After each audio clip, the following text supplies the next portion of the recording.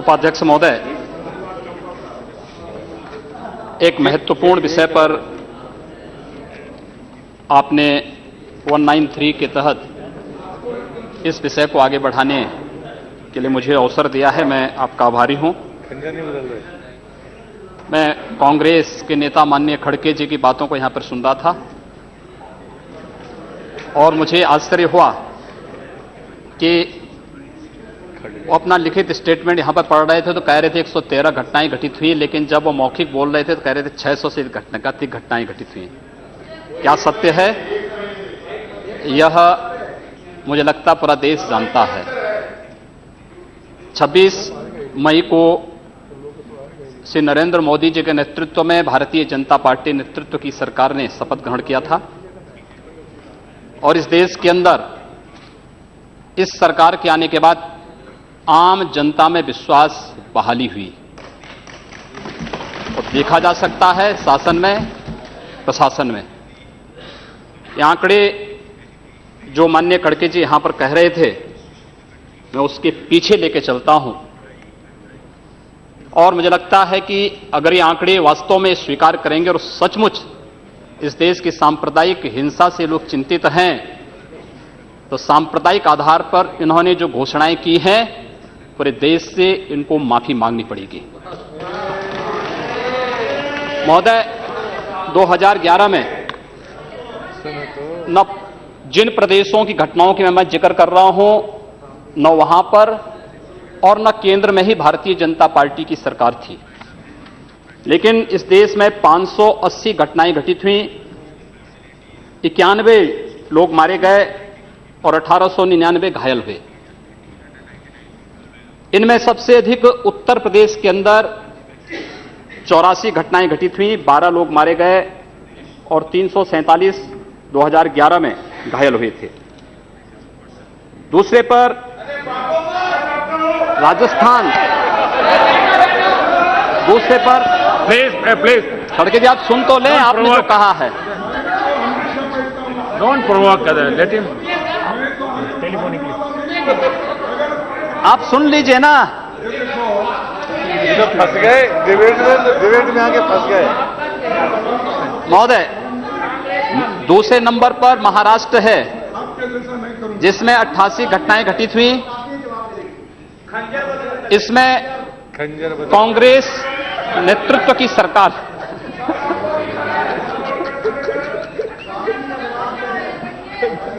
88 घटनाएं घटित हुई, 15 मारे गए।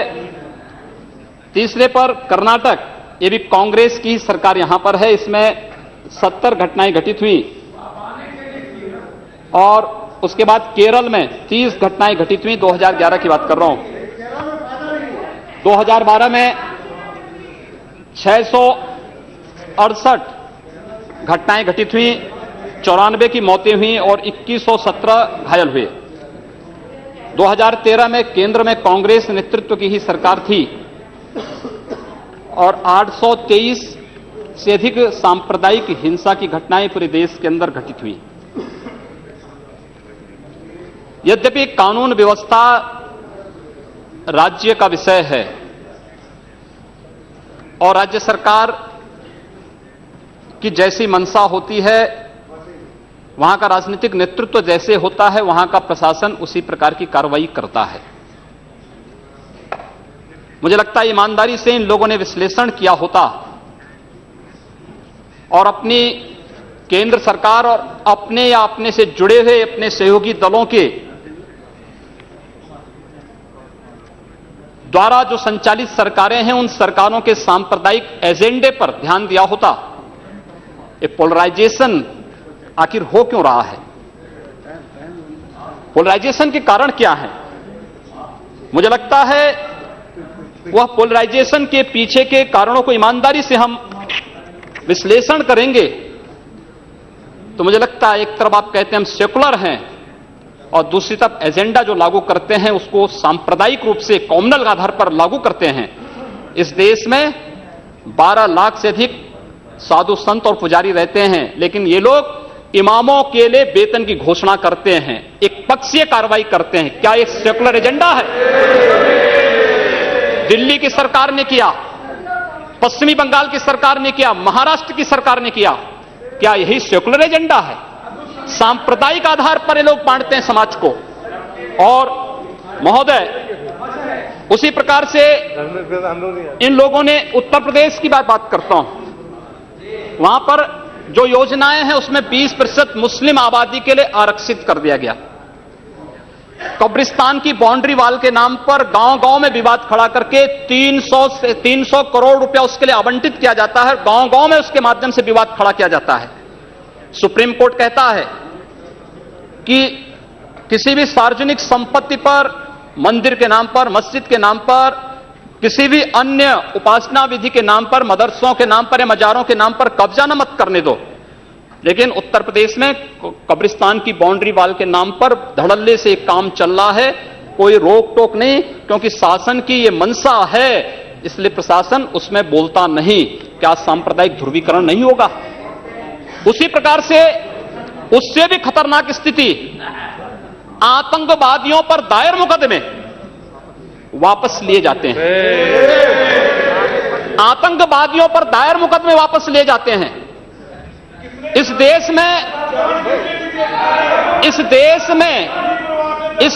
में जो लोग राष्ट्रीय सुरक्षा के लिए खतरा बने हुए हैं, जिन लोगों ने राष्ट्र की संप्रभुता को चुनौती दी है, जो लोग लगातार भारत की संप्रभुता को चुनौती दे रहे हैं और देश में हिंसा को बढ़ावा दे रहे हैं, उन लोगों पर दायर मुकदमे, चाहे वह राम जन्मभूमि पर आतंकी हमले का मामला हो या संकट मोचन मंदिर काशी में सीआरपीएफ कैंप रामपुर का मामला हो या गोरखपुर के सीरियल ब्लास्ट का मामला, रघुनाथ मंदिर, ये जितने भी मामले हैं, इन सभी मामलों में जिन आतंकवादियों के खिलाफ मुकदमे दर्ज हुए थे, उत्तर प्रदेश की सरकार ने वोट बैंक के लिए उन मुकदमों को वापस लेने का कुत्सित प्रयास किया। न्यायालय अगर बीच में नहीं होता तो संभवतः अब तक वे आतंकवादी बाहर छूट करके पुनः नरसंहार कर रहे होते, जिस प्रकार से उत्तर प्रदेश के अंदर और प्रदेश के अंदर हुआ है। और उसके बाद भी ये कहते हैं कि सांप्रदायिक हिंसा बनी रहे। महोदय, चर्चा का विषय होना चाहिए कि आखिर सांप्रदायिक कौन है? कौन है सांप्रदायिक? कौन सांप्रदायिक है? और मुझे लगता है इस पर चर्चा होना बहुत आवश्यक है। महोदय, जो हम लोगों ने जाना है, जो हम लोगों ने समझा है, इस सांप्रदायिक वह होता है जो कहता है कि मेरा इष्ट या मेरा देव या मेरा पैगंबर ही सर्वश्रेष्ठ है। उसके मानने वालों को तो जीवित रहने का अधिकार है, शेष को नहीं। मुझे लगता है वह सांप्रदायिक है। हिंदू जीवन दर्शन कभी इस बात की इजाजत नहीं देता। हमने किण्वंतो विश्वारंभ का संदेश दिया था, हमने सर्वे भवन्तु सुखिनः का संदेश दिया था, हमने तो इस देश के अंदर एकम सद विप्रा बहुधा वदन्ति की बात कही है। जियो और जीने दो पर विश्वास हमारा दर्शन करता है। और दुनिया की कौन सा मजहब और कौन सा ऐसी कौम है जिसको विपरीत परिस्थितियों में हिंदू दर्शन ने अपने यहां शरण न दी हो, उसको फलने फूलने का अवसर न दिया हो? कौन सा ऐसा है दुनिया के अंदर? लेकिन आज जिस हिंदू दर्शन ने सबको शरण दी, सबको फलने फूलने का भरपूर अवसर दिया, आज जब उसी के खिलाफ षड्यंत्र होना प्रारंभ होता है तो उसे एकजुट होना तो पड़ेगा ही। और मुझे लगता है इन लोगों के कर्मों का फल है कि पूरे देश का हिंदू जनमानस आज इस बात के लिए तैयार हो रहा है कि उसके खिलाफ आज शासन तंत्र से जो षड्यंत्र हो रहे हैं उसका जवाब अपने स्तर पर देना ही पड़ेगा। और आज वही स्थिति सामने आई है। महोदय, मैं पूछना चाहता हूं इन लोगों से, जब भारत का मुसलमान हज यात्रा करने के लिए जाता है, महोदय, जब हज यात्रा करने के लिए जाता है, उसकी पहचान तब भारतीय के नाम पर नहीं, पाकिस्तानी के नाम पर नहीं, बांग्लादेशी नाम पर नहीं, भारतीय उपमहाद्वीप का जो भी मुसलमान हज यात्रा करने के लिए जाता है उसकी पहचान हिंदू नाम पर होती है, उसकी पहचान भारतीय, पाकिस्तानी या बांग्लादेश के नाम पर नहीं। लेकिन अगर उसी हिंदू पहचान को हम इनके ऊपर यहां पर लागू करने का प्रयास करते हैं, इनको बुरा लगता है। हिंदू सांप्रदायिकता नहीं, हिंदू राष्ट्रीयता का प्रतीक है और भारत की राष्ट्रीयता का प्रतीक इस हिंदुत्व को बदनाम करोगे तो उसकी कीमत चुकानी पड़ेगी इन लोगों को। और इसलिए महोदय, मैं आप सबके आपके माध्यम से एक बार कहना चाहता हूं, महोदय एक बार गुरुदेव रविंद्रनाथ टैगोर ने कहा था, गुरुदेव रविंद्रनाथ टैगोर ने एक बात कही थी।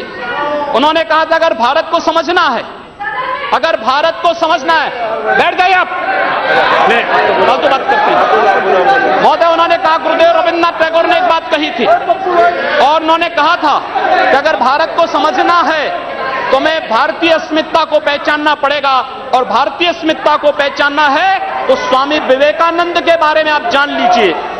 स्वामी विवेकानंद ने एक बात कही थी कि गर्व से कहो हम हिंदू हैं। स्वामी विवेकानंद ने एक बात कही थी कि गर्व से कहो हम हिंदू हैं। स्वामी विवेकानंद तो सांप्रदायिक नहीं थे, स्वामी विवेकानंद तो किसी पार्टी के नहीं थे। स्वामी विवेकानंद ने तो भारत का प्रतिनिधित्व किया था पूरी दुनिया के अंदर, और दुनिया के अंदर जो हिंदू आज पूरे देश के अंदर, पूरी दुनिया के अंदर अपनी सहिष्णुता के लिए पहचाना जाता था, आज उस हिंदू के साथ किस प्रकार का व्यवहार किया जा रहा है, वह कश्मीर से विस्थापित होता है, उसे कश्मीर से निकाला जाता है। एक भी बार इस सदन में चर्चा नहीं होती है, इन लोगों का मुंह नहीं खुलता जब कश्मीर से 3.5 लाख की संख्या में कश्मीरी पंडित निकाले जाते हैं, तब ये लोग नहीं बोलते। पिछले 2012 में असम के अंदर 3 महीनों तक बोडो जनजाति के लोगों को मारा जाता रहा, कोई नहीं बोला। महोदय, कोई नहीं बोला। जम्मू कश्मीर के बाद जम्मू कश्मीर के हिंदुओं के मारने पर कश्मीरी पंडितों को उनके घरों से बेदखल कर दिया गया, एक भी बार ये लोग बोले नहीं, इनको पीड़ा नहीं हुई। दुनिया के अंदर ये अपने आप में बिरला उदाहरण था जहां पर अपने ही देश में अपने ही जानने वाले लोग विस्थापित होकर के खाना बदोश की जिंदगी जी रहे हैं। उस शर्मनाक घटना की निंदा एक भी बार इन लोगों ने नहीं की। मुंबई के दंगों पर ये लोग मौन रहे। जमशेदपुर और भागलपुर के दंगे कांग्रेस के समय हुए थे, एक भी बार इन लोगों ने उस पर चिंता व्यक्त नहीं की। और तो और 1984 में इस देश के अंदर जिन सिख गुरुओं का योगदान इस देश को बचाने और इस देश की धर्म और संस्कृति, इस देश के समाज को बचाने में बहुत महत्वपूर्ण थी, उन सिखों के कत्लेआम पर भी इनको शर्म महसूस नहीं होती है। और आज लोग इस देश के अंदर बात करते हैं सांप्रदायिक सौहार्द की, इनका पूरा चेहरा सांप्रदायिक हिंसा से रंगा हुआ है, सांप्रदायिक एजेंडे से रंगा हुआ है। और इसीलिए बंधु महोदय, इस देश के अंदर असम में क्या हो रहा है, बांग्लादेशी घुसपैठिए इन लोगों के अपने हो गए और इस देश में लाखों वर्षों से रहने वाला समुदाय पराया हो गया। इस देश के अंदर महोदय, असम में बांग्लादेशी घुसपैठियों के कारण Kokrajhar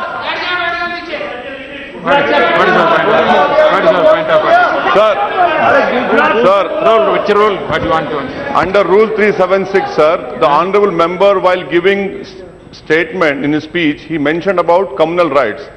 I request you that 2011 he has given a figures. Those are wrong figures.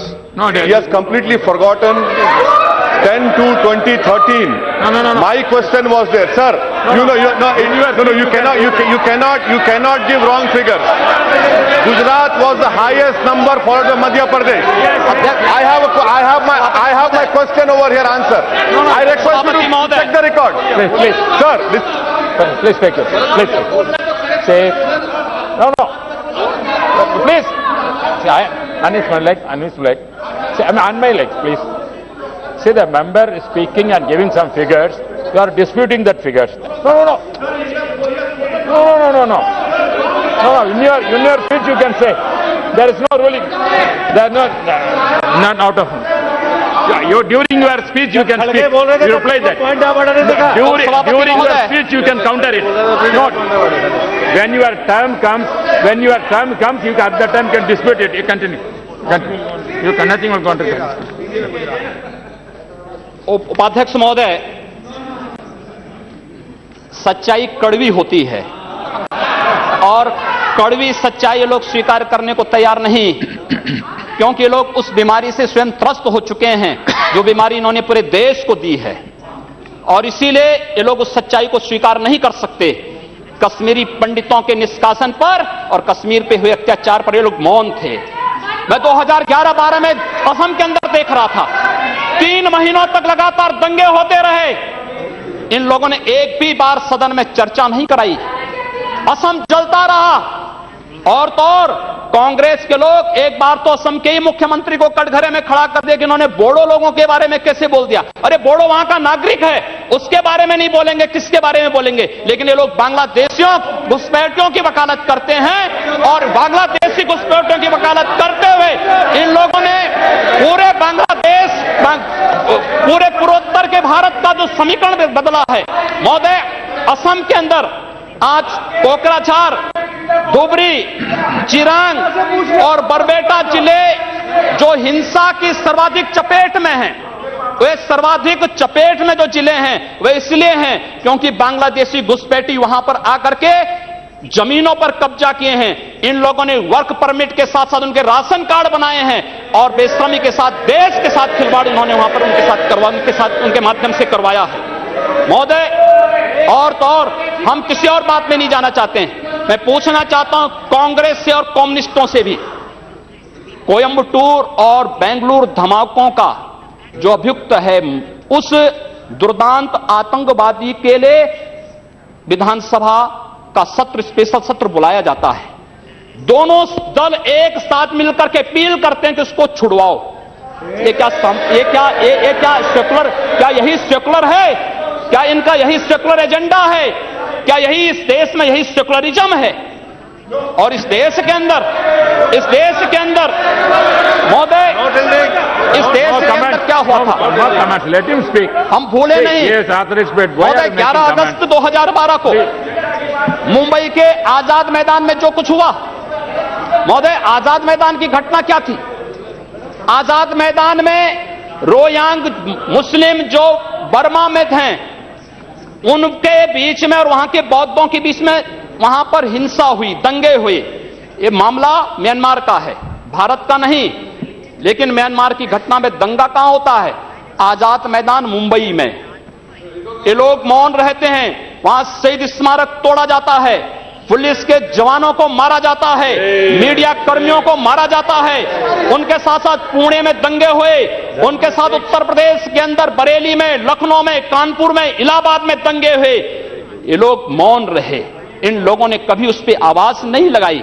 ये लोग मौन रहे उस घटना पर। ये वही लोग हैं जो आजाद मैदान की घटना पर मौन थे, और बाबा रामदेव पे, उन सत्याग्रहियों पर ये लोग रामला मैदान पे लाठी चार्ज करके बेशर्मी के साथ वंदे मातरम का गान करने वाले देशभक्तों पर लाठी चार्ज करते हैं। ये लोग देश के अंदर सांप्रदायिक हिंसा की बात करते हैं। सांप्रदायिक हिंसा किसने फैलाई है? कौन फैला रहा है इस देश के अंदर? कौन इस देश के अंदर सच्चर कमेटी के नाम पर समाज को बांटने का कार्य कर रहा है? इन लोगों ने सांप्रदायिक आधार पर 1947 में देश को बांटा है, और आज पुनः देश को बांटने की साजिश के तहत पाकिस्तान के एजेंडे पे ये लोग कार्य कर रहे हैं। और इसलिए महोदय, जब उत्तर प्रदेश के अंदर की जो घटनाएं आई हैं, उन घटनाओं पर अगर आप नजर डालेंगे महोदय, जो घटनाएं हुई हैं, उन घटनाओं के बारे में अगर मैं आपके सामने रखूं, तो घटनाएं अपने आप में चौंकाने वाली घटनाएं हैं। और वे चौंकाने वाली घटनाएं कितनी खतरनाक हैं। Please. Sir, Rule 380. I'm quoting. What is the point of order? No, I will ask. Rule 3. Sir. I am raising a point of order. While speaking, the member already made a defamatory statement. Yes. If the speaker is of the opinion that words have been used in debate which are defamatory or indecent or unparliamentary or undignified, he used the word that we already raised the issues of communal violence. We are not against anybody. We want a secularism to be maintained in this country. Therefore, we made a discussion. But honorable member, while discussing, honorable member, while discussing, he used the name of Pakistan. He abused us for naming the Pakistan. This is unparliamentary, sir. This is uncivil. This should be deleted. This should be deleted, sir. As per CIT, this should be deleted. मैं उत्तर प्रदेश के अंदर आता हूं। Please. It has to be decided. Please. Deputy Speaker has I have to to give my decide. ruling. He has been using the word Hindus and Muslims. Yeah. Saying, He's really against no, please. No, see, you have raised certain objections. If any objections is in regard, that will go through and will explain you. Please continue. What do you have to say? उपाध्यक्ष महोदय, सांप्रदायिक agenda इन लोगों का है, हमारा नहीं। हम लोगों ने पूरे देश को एकजुट करने का बात किया था। हम लोगों ने तो नारा भी दिया था कि सबका साथ और सबका विकास। हमने कहा था सबका साथ सबका विकास, लेकिन असम के अंदर अली और कुली का नारा इन लोगों ने दिया था, हम लोगों ने नहीं दिया था। असम को ये लोग बांटने का प्रयास कर रहे हैं, देश से अलग करने की साजिश कर रहे हैं, और इसीलिए मैं आपके माध्यम से कहना चाहता हूं, क्या यही इनका सेकुलरिज्म है? महोदय, मैं उत्तर प्रदेश के बारे में चर्चा करना चाहता हूं।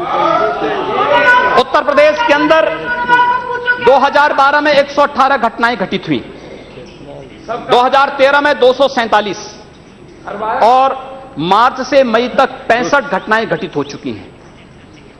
सहारनपुर का दंगा इसलिए हो जाता है क्योंकि हाई कोर्ट के आदेश पर सहारनपुर में एक गुरुद्वारे का निर्माण हो रहा था। अब न्यायालय के आदेश को प्रशासन नहीं मानेगा, उत्तर प्रदेश सरकार नहीं मानेगी। काठ में इसलिए वहां पर विवाद होता है क्योंकि उस गांव में 4 धर्मस्थल हैं, 3 मस्जिद, 1 मंदिर। मंदिर हिंदू समुदाय के द्वारा है, 3 मस्जिदों पर माइक रहेगा, लेकिन मंदिर से माइक उतार दिया जाता है। क्या यही सेकुलर एजेंडा है इन लोगों का? यही सेकुलरिज्म है? क्या इसी को सेकुलरिज्म आप कहेंगे? और इसलिए महोदय, जो कुछ घटना घटित हुई मेरठ के अंदर, एक बालिका का अपहरण होता है और अपहरण होने के बाद उसके साथ जो घटना घटित होती है कितनी शर्मनाक थी। महिला हिंसा पर हम चर्चा कर रहे हैं और उस महिला हिंसा की बात हम कर रहे हैं, उस सब के बावजूद ये लोग मौन हो जाते हैं। इन लोगों के मुंह से इनकी जुबान नहीं खुलती उस मामले में। न्याय का तराजू तभी चलेगा जब इस देश के अंदर समान रूप से कानून सबके लिए समान रूप से लागू होगा। कानून इस देश में मत संप्रदाय और मजहब के आधार पर लागू नहीं हो सकता। और इसलिए महोदय, मैं आपके माध्यम से माननीय गृह मंत्री से चाहूंगा, कांग्रेस ने मुद्दा दिया है, अच्छा होगा पूरे देश के अंदर और उत्तर प्रदेश के अंदर जो एक घटनाएं घटित हुई हैं, इनकी एसआईटी जांच करा दी जाए। किसी सिटिंग जज से, किसी सुप्रीम कोर्ट के सिटिंग जज से इन सांप्रदायिक दंगों की जांच करवाने के साथ साथ अराष्ट्रीय तत्वों से किनके संबंध हैं, इसकी भी जांच करा दी जाए। दूध का दूध, पानी का पानी सबके सामने आ जाएगा। यही मांग करते हुए मैं अनुरोध करना चाहूंगा कि लोग सांप्रदायिक एजेंडे के साथ देश के सामने आए हैं और लोग देश के खिलाफ, इनके खतरनाक मंसूबों के खिलाफ हम सबको लड़ना पड़ेगा। धन्यवाद।